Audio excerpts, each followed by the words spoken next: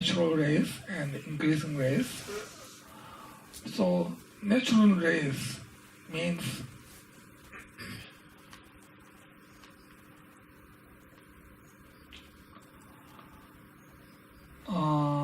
Buddha nature, which everybody, every sentient being possesses. So that is called the seed of Buddha. And every sentient being has this natural race or Buddha nature from the beginning of time. So every sentient being has the Buddha nature or the natural race. And this natural race or Buddha nature is pure from the beginning of time. It never stains with any mental afflictions. It's pure from beginning of time, and it will remain pure. So this is called Buddha nature. Because we have the Buddha nature or natural race, we have the potency to become a Buddha. But to become a Buddha, we need the right methods. If this Buddha nature or natural race is meeting with the right method, then one can become a Buddha. For example, a dry grain seed, if it is put in a dry box, although this sound seed, which is not scorched by a fire or which is not ruined, if this sound seed is kept in the dry box, although this seed has the potency to grow into good crops, but unless and until this seed meets with the right condition like fertile ground, right amount of water, right amount of fertilizer, at the right time, etc. If it does not meet with these conditions, then it will not grow into good crops. To grow into good crops, this sound seed must meet the right condition. If it is kept in the dry box, even it has the potency, but it won't produce the result. It won't grow into good crops. So similarly, at the moment, everybody has the Buddha nature or the natural race, which is like the seed, the grain seed. But if we don't practice Dharma, then it's like having the Buddha nature or the potential to become Buddha, but it won't be materialized. It won't happen. It won't happen unless and until it meets with the right conditions. So this race is very important. Because of this race, everybody has the hope and chance to become Buddha. And because of this race, we all can practice Dharma. Because of this race, we all can overcome the mental afflictions like ignorance and other mental afflicted emotions like anger, attachments, etc. Actually, in this world, there are so many kinds of sufferings, so many problems and conflicts. All these are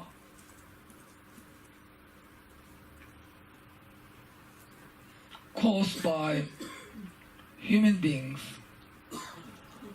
and especially all these are caused by the mental afflictions of the human beings. When people have bad motive, when people have mental afflictions, then they do bad actions. Bad mind can motivate to do bad physical and verbal actions, and that creates more and more conflict and problems and sufferings in the family, in the town, in the city, in the country, or in the whole world. So all the problems, starting from the family problems, all kinds of problems, whether it's big or small, all are caused by our bad mind, or our untamed mind, or our unruled mind, or our afflicted emotions, by our anger and other afflicted emotions. So, if we really need peace and harmony, then we must train our mind. Just training physical and verbal action is not enough. We must train our mind. We must eliminate the bad mind. We must eliminate the afflictive emotions. For example, if we just cut the branches and leaves of the poisonous tree, then it does not mean that we have eliminated this poisonous tree from this place. To eliminate this poisonous tree, we must dig out. We must eliminate the root of this tree. Unless and until we eliminate the root of this tree, we won't be able to remove this tree from this place. So similarly, if we really need to eliminate suffering, then we must eliminate the root of the suffering, the source of the suffering, the cause of the suffering. So the source of the suffering is our own mental affliction, our own mind, our own untamed mind.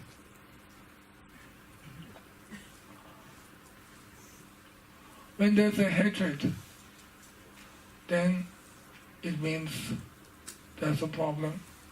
It means hatred person can do many bad actions through their physical and verbal actions.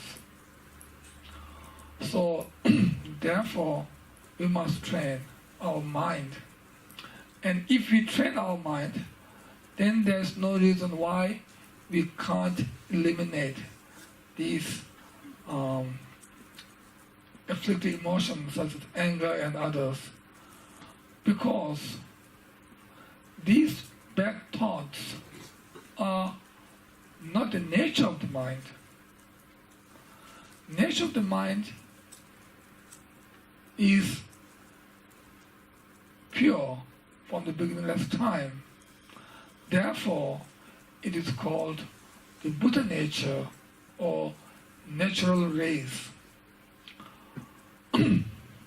So, for example, if there's a dirt on our cloth, then this dirt or this stain is not the nature of the cloth.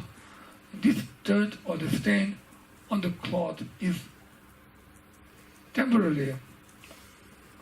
So it can be removed if we use the right method like water and soap, etc. Then we can wash the dirt which is on the cloth and we can make this cloth clean again. So similarly,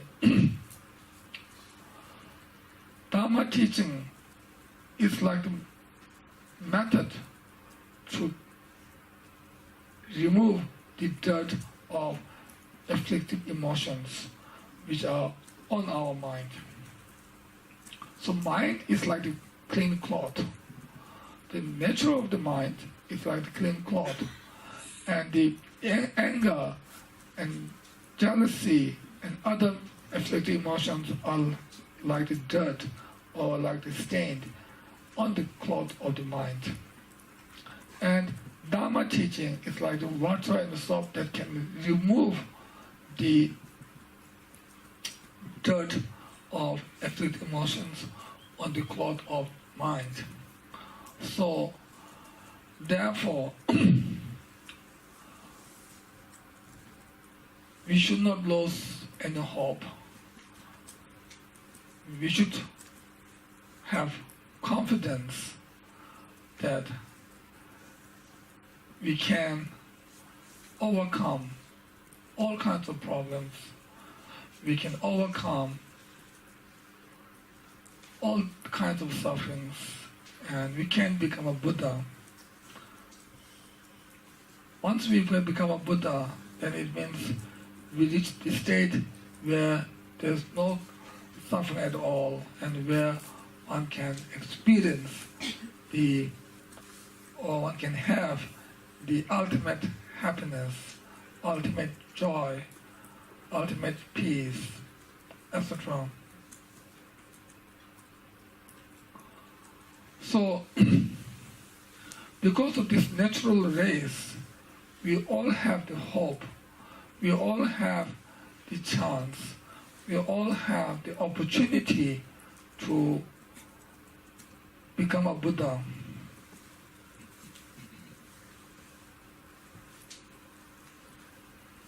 And then second kind of race is called the increasing race,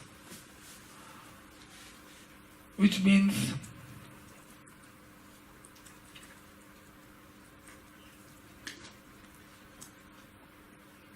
those who are practicing Dharma.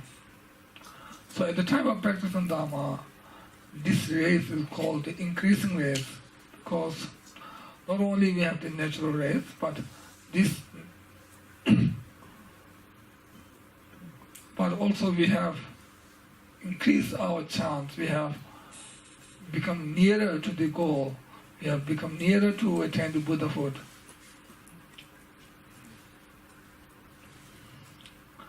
So therefore it's called the increasing race. So increasing race means natural race that has already met with the Dharma. A natural race which has already met with the Dharma practice.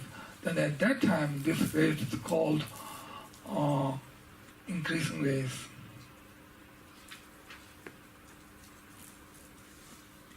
So all the sentient beings possess the natural race, and those who have already developed the bodhicitta, then they have this increasing race. So one can say natural race is like the base or the container, and increasing race is like the contained, that is based on the container.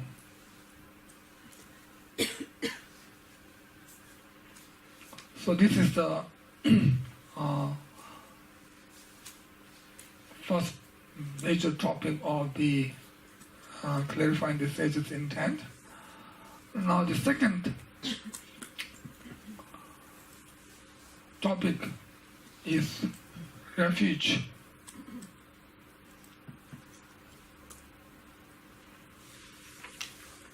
For example,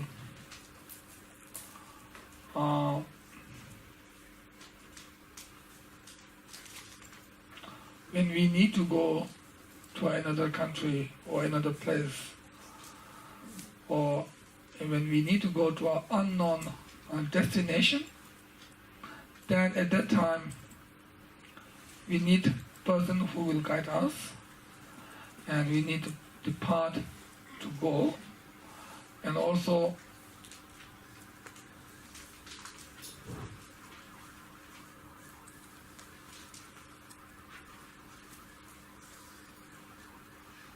we need companion to go on the path towards the unknown destination.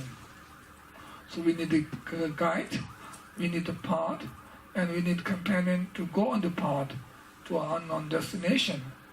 So we need these three. Generally, we need these three. But there are exceptions, but generally speaking, we need these three. Similarly,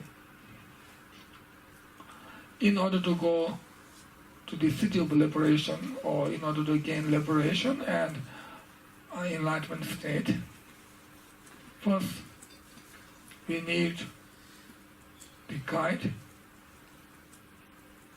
to show us the path towards attaining the Buddhahood, and also we need the path which is Buddha's teaching or the Dharma, holy Dharma, and also we need companions, which means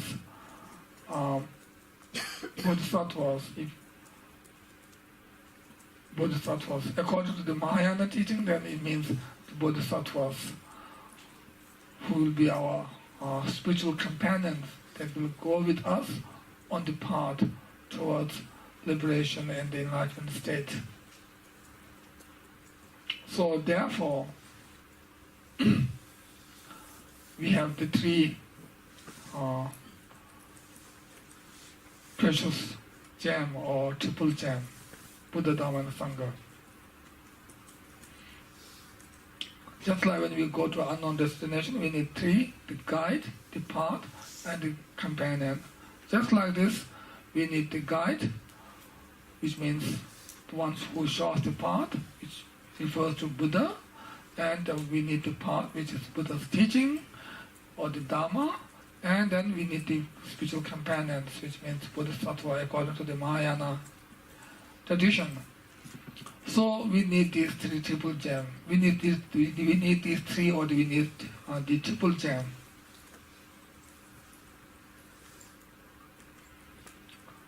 So this is how we need three, not more than three or not less than three. We need three. Buddha, Dharma and Sangha.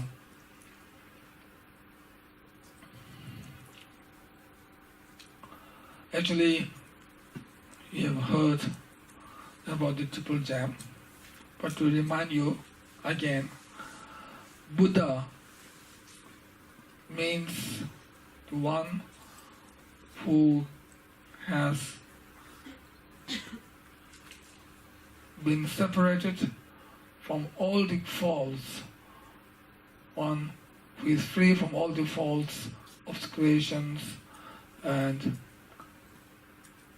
their result, which is none other than sufferings, and the one who has all the ultimate qualities, such as ultimate knowledge, ultimate wisdom, ultimate compassion, ultimate power, ultimate happiness, ultimate joy, etc.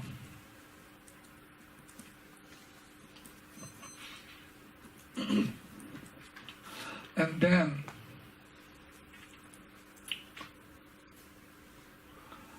especially Buddha will not make any mistake, even a tiny mistake, in giving the precious and profound teachings.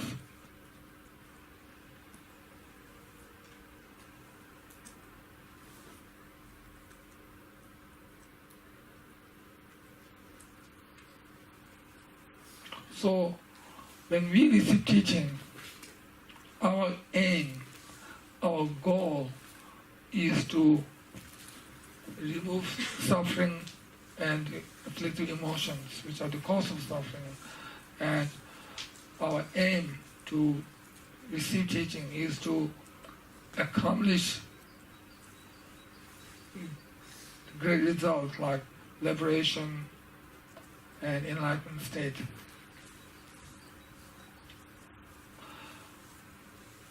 And Dharma Actually, the word Dharma is a Sanskrit word, and as it is explained by the great Acharya Vasubandhu, it has many different meanings depending on different contexts. But here, when we say holy Dharma or sacred Dharma, it means the path, actual path, or the actual method that can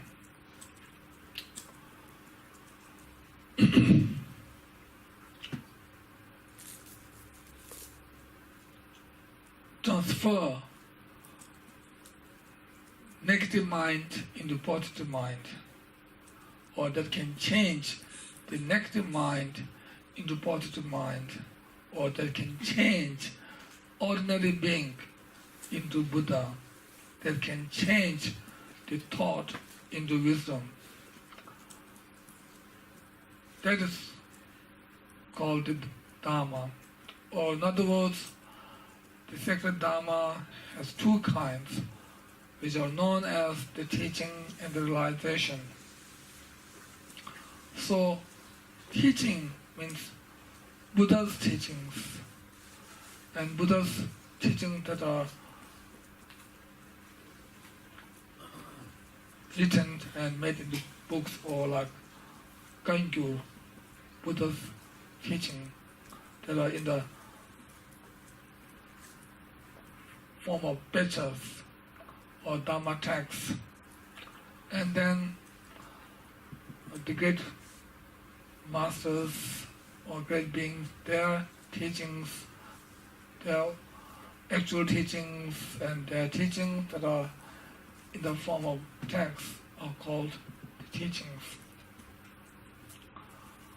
And another kind of Dharma is the realization, which means through the practice of teaching, then one can gain experience, one can gain realization, one can gain inner quality, or one can gain the wisdom. So, Dharma, Buddha Dharma, is not just a knowledge.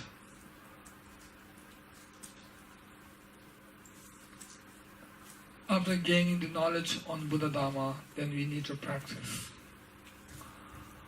That also does not mean we can only practice through physical and verbal actions. The main practice should come from the mind, not just through our body and speech. The real practice should come from our mind, which means first and foremost we should have the right motivation to practice Dharma, and then we need to have the right visualization during the actual part of the Dharma practice. Then at the end we should have the right dedication. So to have a complete Dharma practice, we need the three parts. The preparation part, which is to develop the right motivation, and the main part, which means to do the actual action of Dharma practice with the right visualization, and then the conclusion part means we need to do right dedication or proper dedication. So this is the general explanation of these three parts. Although there are exceptions, but generally speaking, these are the three parts. So, main practice should come from the mind. And if we practice properly, in a complete way, then we can gain our own realization. So if we can gain the realization or inner quality, then that is the moment that can really train our mind. That is the moment that can really change our mind, that can really transfer our mind, that can really change bad mind into good mind.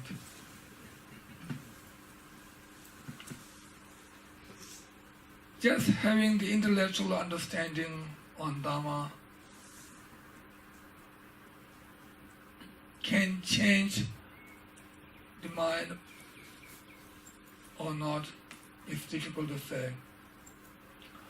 But if we have the inner realization, or if we have the inner experience through the proper practice, then we can say with great confidence that through such realization, one can really change the mind, one can really tame the mind. So, therefore, we must have the inner realization. So, inner realization is the real Dharma. So, Dharma is not just a decoration. If we pile up lots of Dharma books in a beautiful way or with nice decoration, then that is not the real Dharma. The real Dharma is something that we need to practice and gain the realization. So the real Dharma is not outside. The buildings and others are not the real Dharma. The real Dharma is the inner Dharma, the inner realization. That is the main Dharma. Through this inner realization, we can overcome the ocean of samsara. We can gain liberation. We can gain the Buddhahood. Without having the inner realization, we can't accomplish any great results.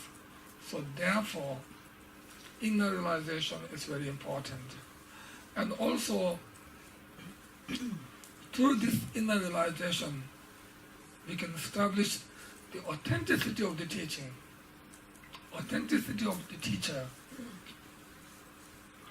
So if we have an authentic realization or experience, then through this we can establish the teacher who has given us the teaching and who has caused us to gain the inner realization. So we can establish this teacher as an authentic teacher, because through his teaching one can gain the inner realization. So through the authentic realization, one can establish the authentic teacher, and through the authentic teacher, one can establish the authentic teaching. One can establish the authentic teachings of Lord Buddha, and one can establish Buddha is authentic. We are not saying Dharma teaching is authentic because Lord Buddha has given us these teachings. We are saying the other way around. We are saying because Dharma is authentic, therefore we establish Buddha as authentic Buddha. Not because Buddha is authentic, therefore whatever he said is authentic. Buddha himself said the followers should not accept his teaching with blind faith. Followers should examine his teachings. Just like when we buy a gold, first we need to burn and cut and rub to check whether this is a genuine gold or not. After all these examinations, then we are convinced that this gold is a genuine gold. So after thorough examination, then we can really believe that this is genuine gold. So similar, Buddha himself said, just like examining the gold,